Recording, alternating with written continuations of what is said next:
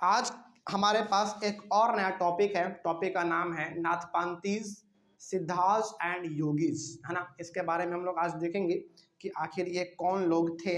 देखिए लिखा हुआ है, a number of religious groups that emerge during this period criticized the ritual and other aspects of conventional religion and the social order using simple logical arguments। मतलब यहाँ पे हो गया कि उस समय पे जो भी नए नए भक्ति निकल रहे थे, लोग जो भक्ति का प्रचार कर रहे थे, लोगों को भगवान के प्रति लगने के लिए कह रहे थे, यानी कि भगवान का पूजा करो, भगवान में विश्वास रखो, इस प्रकार के जो बातें उस समय पे हो रही थी ना, तो क्या हर लोग इसको मान रहे थे? नहीं। कुछ लोग ऐसे भी थे जो कि भक्ति का प्रचार बहुत खुल के करते थे, है ना, लोग उसको मानते भी थे। लेकिन कुछ ऐसे लोग भी थे जो कि भक्ति को मानते ही नहीं थे। उनका मानना था कि इन सब चीज़ों से कुछ भी नहीं होता, ये सब झूठ का है, बेकार का चीज़ है ना। तो याद रखिएगा, उस समय पे दो प्रकार के लोग थे। पहला तो वो जो कि पूरी तरीके से लोगों को इंस्पायर करते थे कि भगवान में विश्वास रखो, भगवान का पूजा करो, भक्ति करो, कीर्तन करो, है ना, ये सब करो। लेकिन कुछ ऐसे भी लोग थे हमारे समाज में जो कि इन सारी चीज़ों को क्रिटिसाइज करता था, मतलब कि वो मानता था कि ऐसा कुछ भी नहीं होता, अलग अलग तरीके का लॉजिकल आर्ग्यूमेंट करता था कि हाँ इसको करने से कुछ नहीं होगा, ये हो जाएगा, वो हो जाएगा, इस प्रकार का बातें वो लोग किया करते थे। ठीक है। Among them were they Nathpanthis, Siddharth, उसके बाद एंड योगीज। तो ये सारे के सारे मतलब कि जो ये सारा कहता था कि इन सारी चीज़ों से कुछ नहीं होने वाला है, उसमें से हमारे पहले थे नाथपांतीज, सिद्धाचार्य एंड योगीज। तो ये तीन ऐसे थे जिनका यह मानना था कि इन सारे चीज़ों से कुछ भी नहीं होने वाला है, मतलब कि पूजा पाठ सब बेकार का चीज़ है, ये ऐसा ये लोग मानते थे।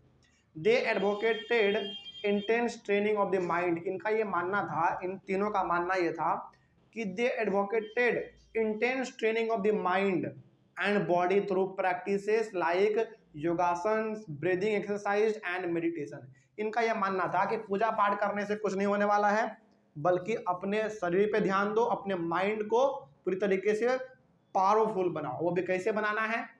प्रैक्टिस करके। और प्रैक्टिस क्या करना है? योगा करना है।